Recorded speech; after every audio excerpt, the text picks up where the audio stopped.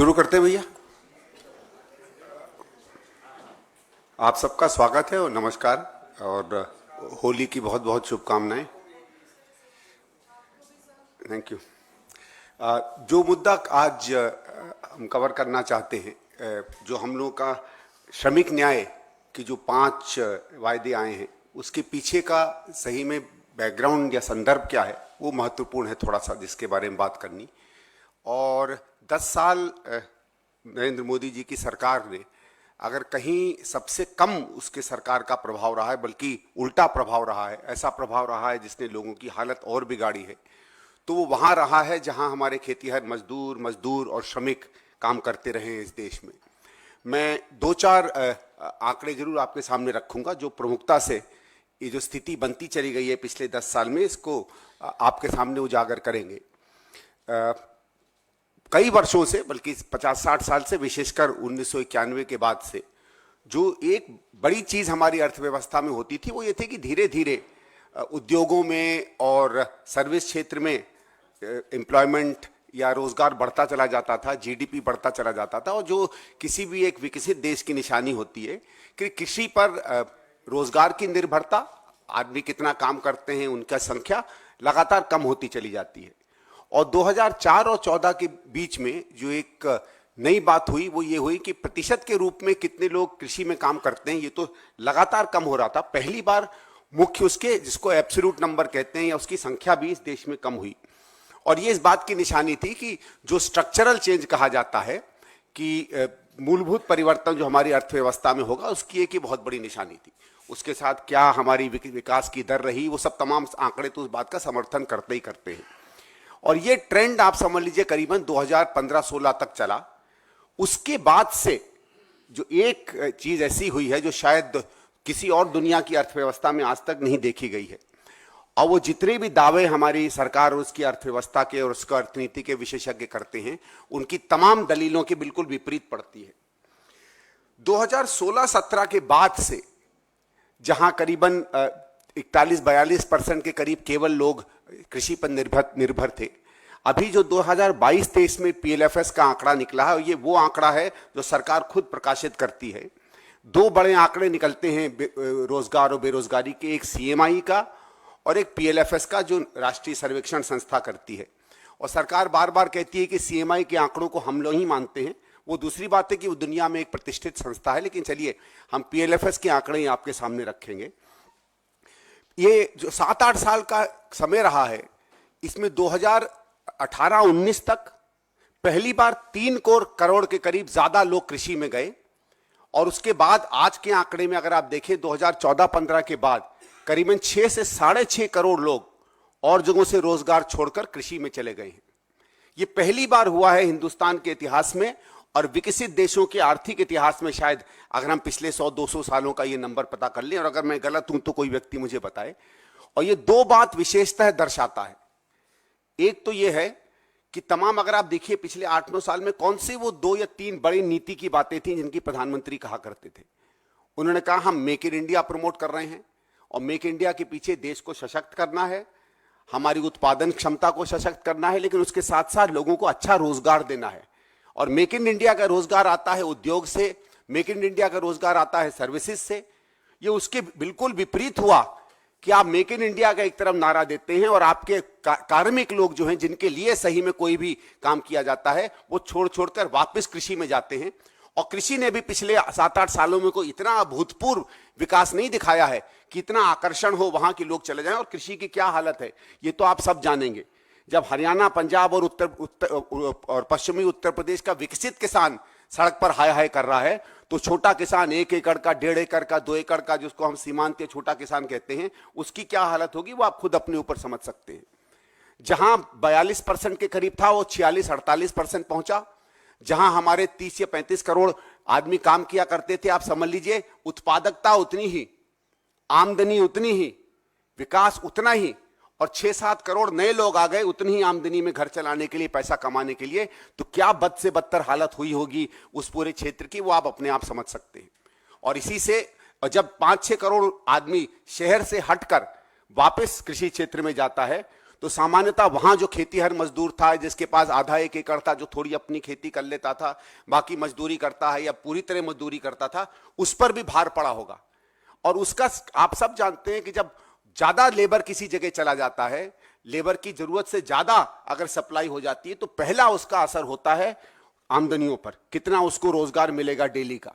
और इसीलिए अगर आप देखिएगा, जो एक सबसे बड़ी उपलब्धि थी मनमोहन सिंह जी सरकार में, कि जो रियल वेजेस कहे जाते, सही में जो प्रतिदिन की आमदनी हुआ करती थी, रियल वेजेस जो कहे जाते थे, वो करीबन 4.5% की दर से पूरे 10 साल बढ़े।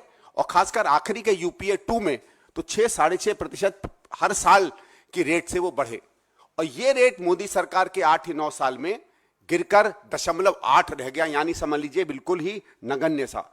और मैं एक नंबर आपके सामने जरूर बताना चाहता हूं, जो और अच्छी तरीके से इस आंकड़ों को आपके सामने रखेगा।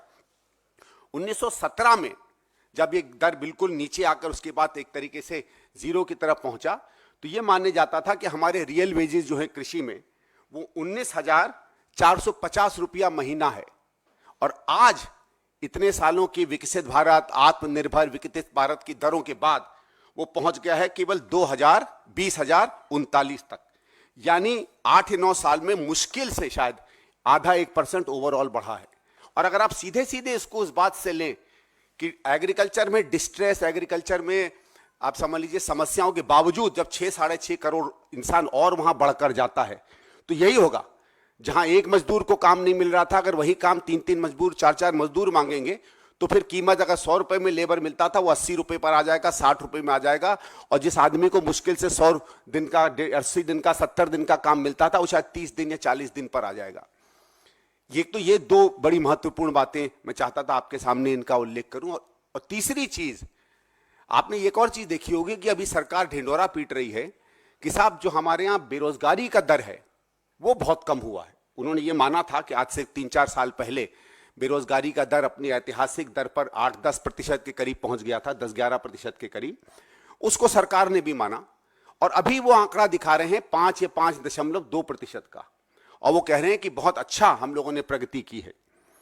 लेकिन एक आंकड़ा वो उसमें आपको बताना भूल गए कि जो सबसे ज्यादा इसमें रोजगारी बढ़ी है वो एक ऐसा नंबर है। और मैं चाहूंगा कि अगर आप लोग सब सरकार की इस विकास दर पर विश्वास करते हैं और इस बेरोजगारी के आंकड़े पर विश्वास करते हैं, तो आप भी सब इसी कैटेगरी में अगली नौकरी करिएगा। उसे अनपेड फैमिली लेबर कहते हैं, मतलब बिना पैसे के अपने परिवार में काम में जुट जाना। यानी अगर आप यहां शाम को काम छोड़ के घर जाएं और अपनी अम्मा के लिए कुछ बर्तन का काम कर लें या अपने खेत में हल्का सा खेत जोत लें, तो वो उसको रोजगार की मानक मानी जाती है। दुनिया में हिंदुस्तान केवल एक देश है, करीबन 40-42 देश ऐसे हैं जिनमें रोजगारी और बेरोजगारी के आंकड़े इकट्ठा किए जाते हैं। हिंदुस्तान ही एक ऐसा देश है जिसमें अनपेड फैमिली वर्कर को एम्प्लॉयड माना जाता है। और वो नंबर पिछले 6 से 7 साल में, आपको मैं इसके आंकड़े बताता हूं किस तरीके की प्रगति हुई थी। जब 2004 में मनमोहन सिंह जी की सरकार आई थी, तो करीबन 10 करोड़ लोगों को गिनती से माना जाता था कि अनपेड फैमिली लेबर है। जब मनमोहन सिंह जी की सरकार 2013-14 में हटी, तो 12-13 का आखिरी आंकड़ा है 2012 का, ये करीबन 7 करोड़ के करीब पहुंच गया था, 72 मिलियन के करीब। और ये 2017 तक ये पहुंच गया था और भी कम, करीबन 52-53 मिलियन के करीब, यानी समझ लीजिए 5.25 करोड़ के करीब। आज ये आंकड़ा 9.5 करोड़ पर है।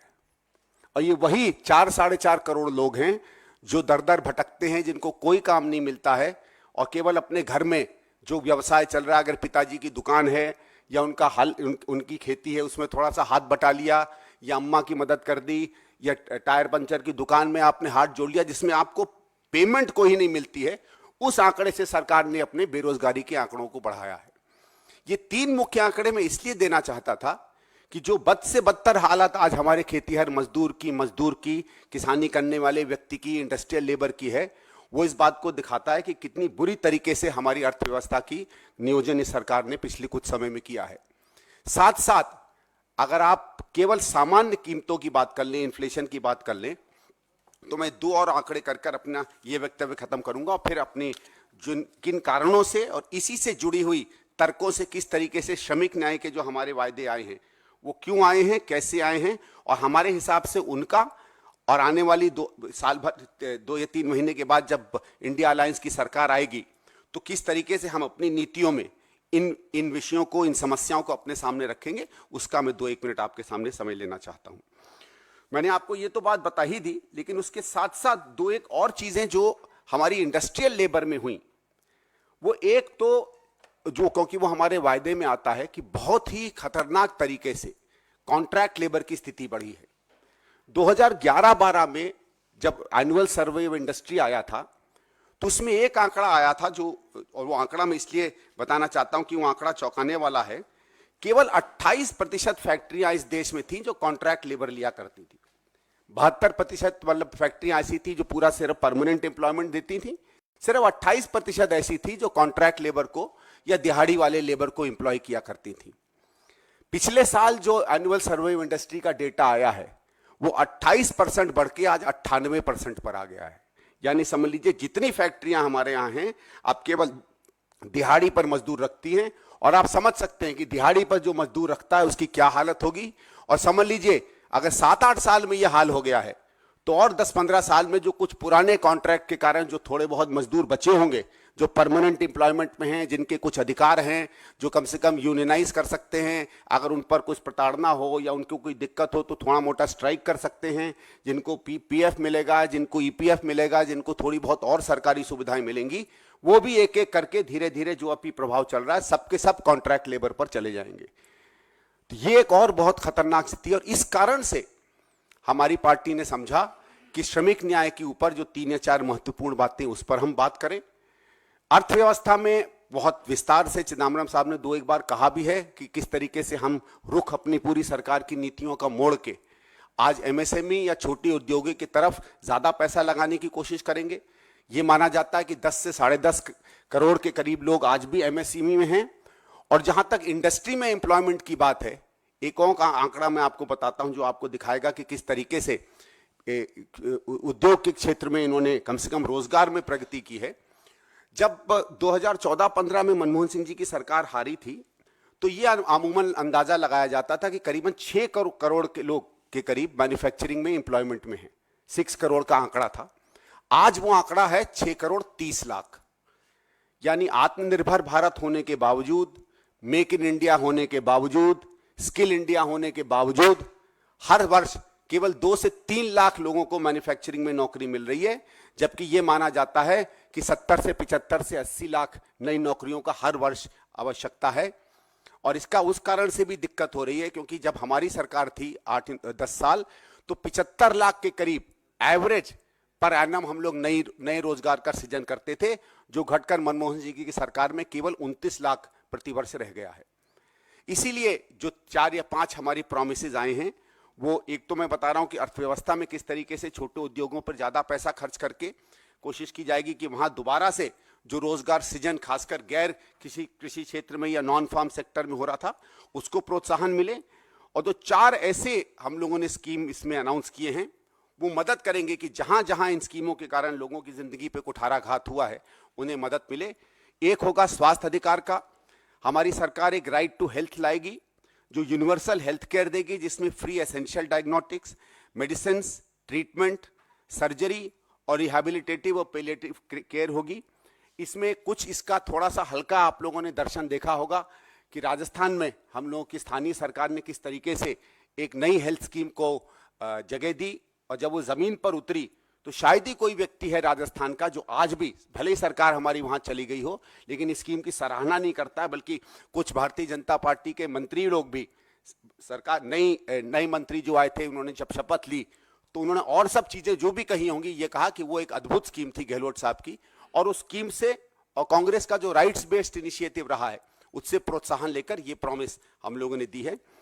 दूसरा जो शहरी रोजगार गारंटी है, ये देखा गया कि इन सब मुसीबतों के बावजूद, खासकर कोविड के समय जब दुनिया में न केवल एक बीमारी की महामारी थी लेकिन आर्थिक महामारी लोगों में पड़ी थी, एक ही स्कीम थी जो एक बुलंद इमारत की तरह इस देश की व्यवस्था को संभाले हुए थी, वो नरेगा स्कीम थी।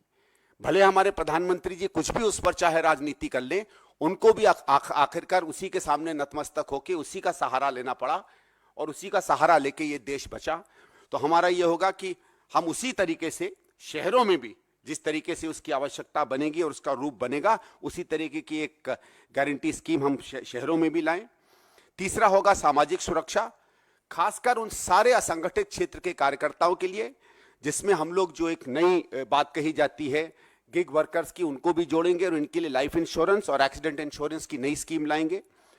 फिर सुरक्षित रोजगार के लिए हमने देखा है कि पिछले 4-5 साल में, विशेषकर कोविड के आने के बाद और कई कोविड के बाद, आपने देखा होगा चोर दरवाजे से बहुत सी नई नई इन्होंने स्कीम्स लाके डाली थी। तो उन्होंने पूरा जो लेबर लॉ था उसको लेबर लॉ से हटाकर लेबर कोड्स बना दिया। और लेबर कोड का मेन होता है कि लेबर लॉ इन्फोर्सेबल होते हैं, आप उसमें कोर्ट पे ले जा सकते हैं, जबकि कोड का कुछ नहीं होता है। कोड तो नॉर्म होता है, आप चाहो तो कह लो, नहीं चाहो तो नहीं कह लो, तो उसका कोई मतलब नहीं होता। तो फिर से उन कानूनों को जिनसे सही में हमारे मजदूरों की अधिकार सुरक्षित होते हैं, वो निकाले ना जाए नौकरियों से, प्रताड़ित ना हो, उनको तनख्वाहें प्रॉपर मिलें, जितनी फैसिलिटीज उनको मिलनी चाहिए वो उनको मिलें, उस तरीके के कानूनों को वापस लाएंगे। और आखिर में श्रम सम्मान में, नरेगा में हम ये बात सुनिश्चित करेंगे कि कम से कम 400 रुपए प्रतिदिन का एक मिनिमम वेज हम लोग अनाउंस करें, जो नरेगा में पूरे हिंदुस्तान में इंप्लीमेंट होगा। अब आपके साथ कोई सवाल हो तो थैंक यू।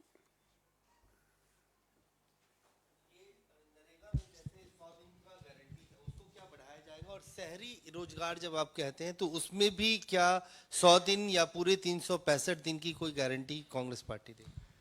देखिए, 100 दिन में थोड़ा सा बैकग्राउंड ले जाऊंगा, क्योंकि जब ये नया कानून बना था तो उसकी कमेटी में मैं भी था, और 100 दिन हम लोगों ने ऐसे ही नहीं निकाला था। ये देखा गया था कि तमाम जितनी भी स्टडीज हिंदुस्तान में हुई थी उसमें देखा गया था कि वर्तमान स्थिति में जितना रोजगार मजदूरों को, खासकर खेतीहर मजदूरों को मिलता है, उसमें अगर 80 से 85 के करीब अगर और दिन उनको मिल जाते हैं तो वो एक बेहतर जीवन व्यतीत कर पाएंगे और एक जो माइग्रेशन है वो भी कम होगा। तो इसीलिए फिर अब 80-85 एलिगेंट नंबर ही होता, 100 एक एलिगेंट नंबर होता, तो 100 दिन उस समय रखे गए थे। इस बात पर हम लोगों ने उस समय भी कमेटी में कहा था, और आपने देखा होगा हमारे मंत्रियों ने कई बार 10 साल में जब भी चर्चा हुई नरेगा पे कहा कि जब ऐसी स्थिति बनेगी कि 100 से ज्यादा दिनों की हमें गारंटी देनी पड़ेगी, हम उस बात के लिए ओपन हैं। बीच में आपने देखा होगा कई राज्यों में भी 2-1 बार ऐसा हुआ, कहीं सूखा पड़ा, कहीं बाढ़ आई, कहीं और विपदाएं आई, तो 100 दिनों को बढ़ाया गया। उसी तरीके से ये आइडिया है कि हम शहरों में भी रोजगार गारंटी लाएं। शहरों में देखिए, गांव में मूलभूत संरचनाओं का एक अलग रूप होता है, कॉस्ट का वर्सेस इक्विपमेंट का अलग रेशियो चलता है, वहां खुदाई के, जमीन के स्तर के ज्यादा काम होते हैं। शहर में ये हम लोगों ने तय किया है, जो 2-1 बातें विशेषता जिसमें हम लोग खास करेंगे। एक तो building public infrastructure, making cities resilient to climate change, और जो सोशल सर्विसेज में गैप मिलते हैं, पढ़ाई का या स्वास्थ्य का या सामाजिक सुरक्षा का, उसमें कहाँ कहाँ हम ये जो गारंटी योजना है शहर की, उसमें कहाँ कहाँ से हम उसके प्रावधानों को अप्लाई कर सकें कि वो जो गैप्स हैं सरकारी ज़रूरतों में और हमारे बीच में, वो भी पूरा हो। क्योंकि एक मैं और आंकड़ा आप लोगों के सामने बताता हूं कि हमारी सरकार बार बार, प्रधानमंत्री जी कहते रहते हैं मिनिमम गवर्नमेंट मैक्सिमम वो, लेकिन हमारी मिनिमम गवर्नमेंट एक्चुअली में ऑलमोस्ट जीरो गवर्नमेंट बन गई है। ये सब कहने के बावजूद कि हम नौकरियां नहीं दे रहे हैं, 30 लाख के करीब लोग बचे हैं। शायद आप लोगों को पता नहीं होगा कि दुनिया के विकसित देशों में अगर आप हर 1000 आदमी एम्प्लॉयड में कितने सरकार के हैं, वो हमारा सबसे न्यूनतम आंकड़ा है इस दुनिया में, सिर्फ 16 लोग हर 1000 पर। ब्राजील को अगर आप देख लें तो 110 है, और रूस जिसको माना जाता है पूंजीवाद का सबसे उत्कृष्ट उदाहरण, उसमें भी ब्राजील से भी ज्यादा लोग सरकारी नौकरी करते हैं।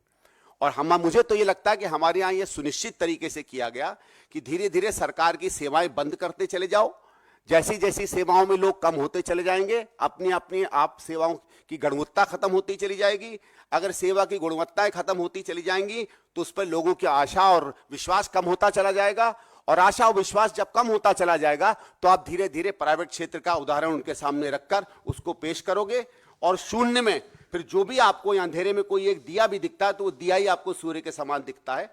तो सूर्य को बुझाकर जब अंधेरे में आप प्राइवेट सेक्टर का दिया दिखाओगे तो अपने आप से आपके लोगों के अंदर में भी एक आकर्षण उसके लिए बढ़ेगा। तो ये जो सरकार को उसके कर्मचारियों को कम करके कमजोर किया गया, उसकी सर्विसेज की क्वालिटी घटाई गई है, मेरे हिसाब से तो एक सुनिश्चित तरीके से सरकार ने, जो उसकी मूल नीति रही है कि सरकार की जगह और लोगों की जगह ये कुछ लोगों की अर्थव्यवस्था बन जाए, ये भी उसके तरफ एक कदम था। संदीप जी इधर, हाल में 3 राज्यों में विधानसभा चुनाव हुए। आपने जैसे राजस्थान का जिक्र किया, आपने सबसे बढ़िया हेल्थ पॉलिसी दी, आपने छत्तीसगढ़ में किसान कर्ज माफी की बात की, मध्य प्रदेश में भी आपने तमाम घोषणाएं की। बावजूद इसके जनता आपके बातों पर नहीं आई। क्या वजह है कि आप जनता तक अपनी बात पहुंचा नहीं पा रहे हैं, जनता को आपकी बात पर भरोसा नहीं है? नहीं, देखिए, एक तो यह है कि इन तीनों राज्यों में मैं तो थोड़ा बहुत अपने अनुभव से भी कह सकता हूं, क्योंकि मध्य प्रदेश में हम लोग थे। जो आपकी बात रही कि क्या हम अपनी बातों को, अपने वायदों को उनको उस तरीके से लोगों के बीच में नहीं पहुंचाए जिस तरह आवश्यकता थी, इस बात को मैं मानता हूं। प्रचार प्रसार में हमने हमेशा माना है, क्योंकि शायद हम लोग एक पुरानी पार्टी रहे हैं। उस समय हम लोगों को, ज़्यादातर लोगों को प्रशिक्षण मिला चुनाव लड़ने में या देश चलाने में कि काम ज़्यादा करते लोग अपने आप उसका एहसास होगा। शायद वो हमारी अभी भी डीएनए में एक वो गलत जीन घूम रहा है, उसको बदलना पड़ेगा। अब ज़्यादा चीखो चिल्लाओ तो उसकी आवश्यकता पड़ती है। आशा करेंगे कि जो बार बार हम लोग चुनाव हारते हैं सिर्फ इस कारण से कि हम अपने संवाद नहीं रख पाते लोगों के बीच में जिस तरह रखने चाहिए, उसमें एक कमी ज़रूर आएगी। दूसरा ये भी है कि तीनों राज्यों में हम लोगों ने देखा कि जो नए संवाद के तरीके हैं, नई कम्युनिकेशन के तरीके हैं, आखिरी 3-4 दिन में जो मेहनत करने के तरीके हैं, उसमें भी हम लोगों को बदलाव देना पड़ेगा।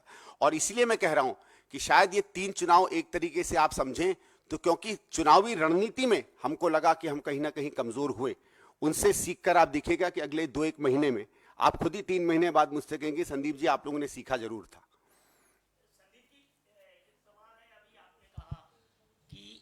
इंडस्ट्रियल लेबर से कृषि क्षेत्र में ज़्यादा लेबर जा रही है, तो आपको लगता नहीं है कि कृषि क्षेत्र के रकबे पर भी असर आएगा या क्षेत्रफल भी असर आएगा जब ज़्यादा इंडस्ट्रियल लेबर वहाँ चली जाएगी? दोनों पर आएगा। देखिए, अगर आप रकबा माने तो जितना रकबा अभी है वो तो रहेगा ही, लेकिन अगर प्रति व्यक्ति देखें तो वो उसमें तो कमी आएगी ना। आप सामान्य देखिए, आज अगर माना जाए तो अच्छे से अच्छी अगर आप खेती कर लेते हैं तो आप 25 से 30 हजार रुपया प्रति एकड़ कमा पाते हैं। मतलब मैं प्रॉफिट की बात कर रहा हूं। इससे ज्यादा बेहतर आप, ये पंजाब के आंकड़े में दे रहा हूं, 40 मान लीजिए, 45 मान लीजिए। सामान्यतः आज माना जा रहा है कि मुश्किल से 1 हेक्टेयर से कम का अब एवरेज किसान रह गया, 2 या 2.5 एकड़ का रह गया है। तो बहुत मेहनत करके भी वो 60-70 हजार रुपया एक परिवार पा रहा है। उसमें एज इट इज जो काश्तकार है वो अगर उसकी बीबी या कोई है तो 2 वो हो गए, 1-2 बच्चे हो गए, 3-4 और ऐसे निर्भीत थे। ऐसे भी 1-1, 2-2 और बाहर से आ जाएं तो प्रति व्यक्ति जितना पैसा वो निकाल पा रहे हैं उसमें तो गिरावट होगी। लेकिन उसके साथ क्या होगा कि फिर जब आगे जमीनों का बंटवारा होगा, अभी एक चीज थी जो सब लोग जानेंगे, आप में से कई लोग ग्रामीण क्षेत्र से आए होंगे, कि अगर एक लड़का निकल गया या एक लड़की निकल गई तो बाकी 2 कम से कम जो बचे 3-4 एकड़ जमीन है उसमें 1-2 ही कर लेते थे, एक शहर चला जाता था। तो फिर भी क्या होता था, 2.5 एकड़ 3 एकड़ अगर मेरे पास बच जाए तो मेरी सामान्य जिंदगी चल जाती थी, खाने को होता था, कम से कम सड़क पर मैं नहीं आता था। अब वो मेरा भाई या वो मेरी बहन भी अगर लौट आएंगे, उसकी अपेक्षाएं अलग हैं, वो शहर से निकल कर आया है, उसने दूसरी जिंदगी देखी है, उसको हम कैसे संभालेंगे? वो संभालना भी होगा। मुझे लगता है इसमें केवल रोजगार के स्तर पे नहीं, आर्थिक स्तर पे नहीं, पर सामाजिक दिक्कतें भी आएंगी।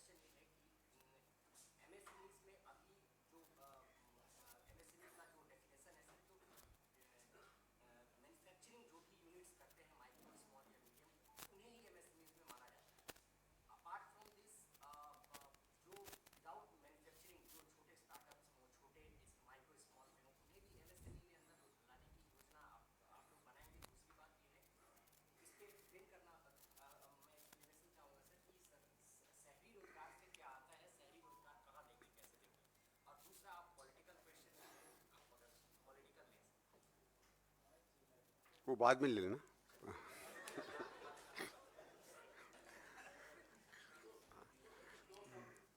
मैं पॉलिटिकल जवाबों पे आजकल सतर्कता से जवाब देता हूं। तो नहीं, देखिए, जो आपका आंकड़ा है वो एमएसएमई का है या ओवरऑल मैन्युफैक्चरिंग में एम्प्लॉयमेंट का, ये मैं नहीं जानता, क्योंकि हमारे आंकड़े तो जो पीएलएफएस के सर्वेज आते हैं और जो एमएसएमई की साइट में है उसमें। लेकिन मैं एमएसएमई का एक आपको जरूर इंटरेस्टिंग आंकड़ा दूंगा, क्योंकि ये लोग जब बात, देखिए, एक तो क्या है एमएसएमई में क्या खूबसूरती है बड़ी इंडस्ट्री से। सामान्यतः ये माना जाता है, ये नंबर ऊपर नीचे हो सकते हैं, पर सामान्यतः ये माना जाता है कि छोटे उद्योगों में अगर आप 1 लाख रुपए का निवेश करेंगे तो 1 नौकरी का सृजन करते हो। बड़े उद्योगों में 1 करोड़ का निवेश करेंगे तो 1 नौकरी का उत्पादन करते हो, और उससे भी बड़े उद्योगों में 10 करोड़ का करोगे तो 1 लाख करोड़ अगर आप छोटी उसमें अगर आप इन्वेस्ट कर दोगे, आप समझ सकते हो कितनी नौकरियों का आप सृजन करोगे। इसलिए एमएसएमई में वो जादू है रोजगार के लिए जो कोई और स्तर पर नहीं आता है। ठीक है, फिर आपने मुझसे बात की थी कि ये और क्या क्या, देखिए इसमें भी समझ में नहीं आ रहा जो सरकारी आंकड़ों में, क्योंकि मैं आपका ध्यान आकर्षित करता हूं जो प्रधानमंत्री की सबसे ज्यादा चर्चित स्कीम है मुद्रा। ठीक है, मुद्रा स्कीम की बात की जाती है, कहा जाता है कि साहब मुद्रा स्कीम में हम छोटे छोटे बड़े बड़े बहुत से लोन दे रहे हैं। अब अभी जो लेटेस्ट आंकड़ा आया है पिछले साल का, उसके हिसाब से पिछले 7 या 8 सालों में 44 करोड़ अकाउंट्स को मुद्रा का लोन मिला है। 44 करोड़ अकाउंट्स को, बेनिफिशियरी अकाउंट्स। ठीक है, हिंदुस्तान में माना जाए तो 25 से 26 करोड़ परिवार हैं, तो अमूमन मानना चाहिए कि अगर कुछ परिवारों को छोड़ दे, समझ लीजिए हर परिवार को 1.5 लोन तो मिला ही होगा। तो सामान्यतः आप में से भी तो कुछ न कुछ होंगे जिनको एमएसएमई का लोन मिला होगा मुद्रा का। कितनों को मिला भैया? मैं भी एक सवाल पूछ सकता हूं। और अगर नहीं मिला है तो ये 44 करोड़ कौन है? 140 करोड़ की जनता में अगर 44 करोड़ लोगों को मुद्रा का लोन मिला है तो कुछ तो पता होना चाहिए। तो मैं ये कह रहा हूं कि इनके ये आंकड़ों के माया जाल में बहुत मुश्किल है फंसना, क्योंकि इस सरकार की एक बहुत खूबी है, हर सरकार में दुनिया में जब भी कोई स्कीम आती है सड़क पर तो उसका जो मूल्यांकन किया जाता है उसके उद्देश्यों को देखकर किया जाता है, उसकी डिलीवरी देखकर नहीं। मतलब यह है कि एमएसएमई में अगर आपने मुद्रा में पैसा लगाया है तो कितने उसमें संस्थाओं ने पैसे वापस किए, क्योंकि पैसा वापस करना इस बात का उदाहरण होता है कि वो बिजनेस अच्छे ढंग से चल रही है। 2 या 3 साल बाद उसमें कितने बिजनेसेस हैं जो जमीन पर पाए गए। क्या कोई भी ऐसी इवैल्यूएशन हुई है एमएसएमई की? जितनी इवैल्यूएशन हुई हैं सप्लाई की हुई हैं, जिसको कहा जाता है आउटपुट ओरिएंटेड कुछ नहीं हुआ, इनपुट ओरिएंटेड हुआ। इनपुट ओरिएंटेड में तो ऐसे भी पूरी दुनिया में जन्नत मिल जाएगी अगर केवल इनपुट या इन्वेस्टमेंट ओरिएंटेड एनालिसिस करेंगे। इसलिए मैं इनकी आंकड़ों को बहुत गंभीरता से नहीं लेता। शहरी रोजगार योजना की जब आपने बात की है, जैसे मैंने बताया ये 3 जगह हम लोगों ने बताई हैं। एक क्लाइमेट रेजिलियंस किस तरीके से बिल्ड की जाएगी, एक पब्लिक इंफ्रास्ट्रक्चर शहरों में कैसे बनाया जाएगा।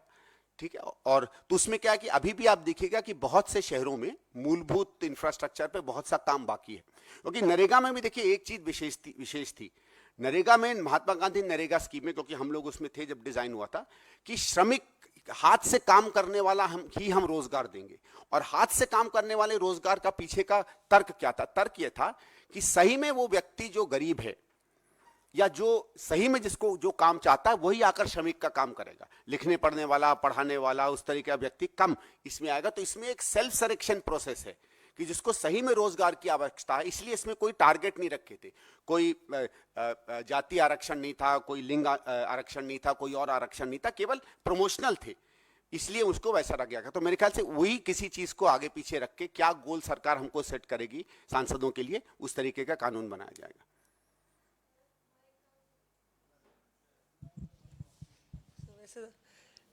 संदीप जी, जेपी नड्डा साहब ने केजरीवाल को कहा था एक वक्त पे कि तू इधर उधर की बात ना कर, तू ये बता काफिला क्यों लेटा। क्योंकि आप बहुत सारी इधर उधर की बातें कर रहे थे, मैं पूछना चाह रही थी, दिल्ली के टिकट नहीं बटे हैं, क्या आप कांग्रेस की नीति, ये श्रमिक और तमाम गारंटियों को लेके पार्टी के लिए और अपने लिए जो है वोट मांगेंगे या नहीं? इसके बारे में कुछ क्लैरिटी है कि नहीं? वैसे पहली चीज तो मौसमी जी, काफिला तो उन्हीं का लुटने वाला है, तो हमारा नहीं लुटेगा। नहीं, देखिए ये जो मैं कम से कम पिछले कुछ समय से जो गारंटियां हमारी देख रहा हूं, हमको लगता है कि हमारे राजनीतिक कैंपेन में ऑलमोस्ट स्वाभाविक है। जैसे दिल्ली की अगर आप बात करें तो कृषि से संबंधित या किसान से संबंधित तो है, वो बहुत ज़्यादा हमारे लिए रेलिवेंट नहीं है। हमारे यहाँ मेरे ख्याल से खेती किसानी 3-4%, 5% ही लोग होंगे, उससे ज़्यादा नहीं होंगे। लेकिन जितनी चीज़ें, जितनी गारंटीज कही जा रही हैं, मेरा जो अनुभव रहा है दिल्ली का, उसमें मुझे लगता है कि उनमें से हर गारंटी में कुछ न कुछ ऐसा है जो वहां एक प्रभाव करेगा जहां लोगों में सच्ची को किसी न किसी चीज की जरूरत दिख रही है। जैसे मैंने कुछ जो श्रमिक गारंटियों की आपके सामने बात की, तो मुझे लगता है कि ये 25 गारंटियों को लेकर और जो बाकी मैनिफेस्टो हमारी पार्टी का और इंडिया अलायंस का बनेगा, उनको अगर हम लेकर सड़क पर जाएंगे तो दिल्ली में तो मुझे कम से कम एक चीज मालूम है कि 7 सीटों पर हम लोग अब की बार बहुत बुरी तरह हिलाने वाले हैं बीजेपी को। देखिए वो जब मैं स्पोक्स पर्सन से बाहर बात करूंगा तब पूछ लीजिएगा। जी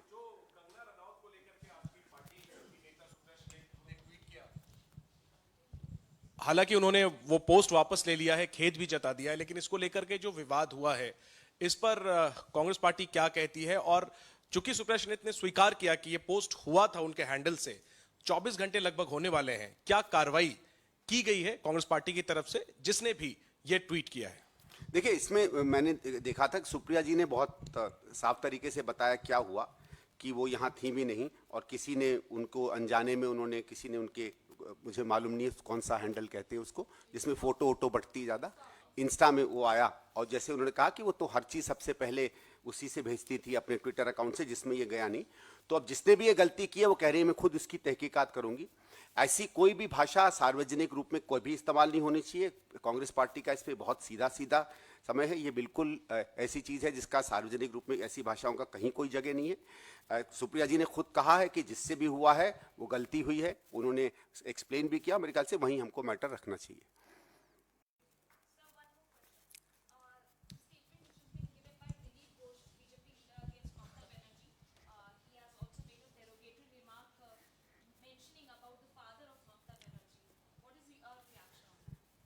देखिए, I think this is also very, very condemnable, as condemnable as any of the other, controversial issues that are going on. And I hope that the National Commission for Women, just as they took cognizance of a social media post that was later clearly explained was put there by a mischief of anybody else, as because they have taken strict action on it, I hope that they will do the same and apply the principle of upholding the virtue and dignity of women in this case also. Sir एक सवाल वरुण गांधी से जुड़ा हुआ। अधीर रंजन चौधरी साहब ने एक बयान दिया है कि उनका स्वागत है अगर वो आना चाहते हैं, तो क्या कोई बातचीत चल रही है वरुण गांधी से? अब कयास लगाए जा रहे हैं अमेठी से लड़ सकते हैं, रायबरेली से लड़ सकते हैं, कांग्रेस आ सकते हैं, तो इस पर थोड़ी क्लैरिटी, क्या कोई बातचीत किसी लेवल पर वरुण गांधी से हो रही है कांग्रेस पार्टी की?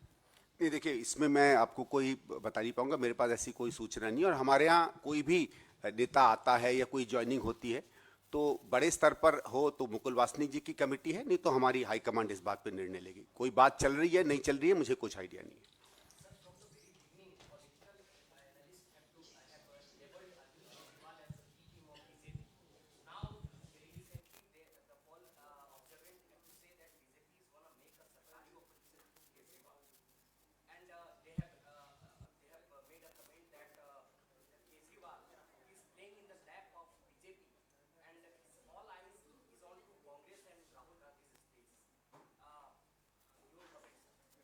नहीं, देखिए ठीक है, जो लोगों को इंडिया अलायंस से डर लग रहा है, उनको लगता है कि अब किस तरीके से जो सशक्त होकर इंडिया अलायंस बाहर निकल कर आई है उस पर अपनी अपनी टिप्पणी करें।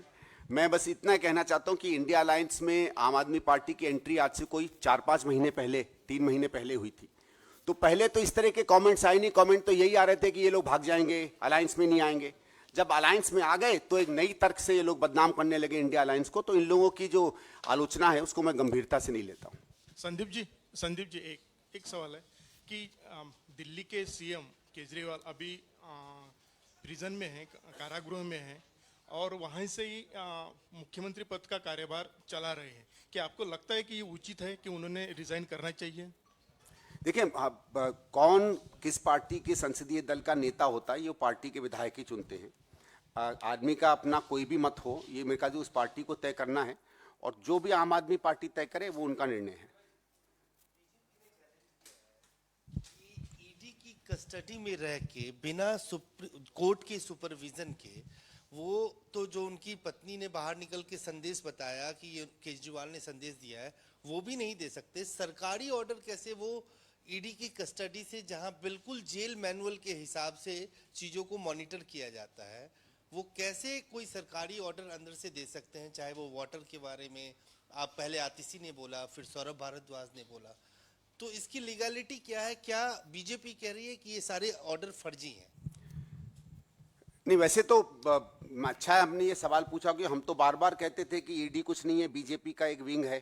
तो जिस तरीके से यहाँ से मैं जो कहूँगा वो कांग्रेस की बात मानी जाती है, इसलिए बीजेपी जो कह रही है वो ईडी की बात मानी जाती है। तो ये तो पता चल गया कि ईडी उनको रिपोर्ट करती है।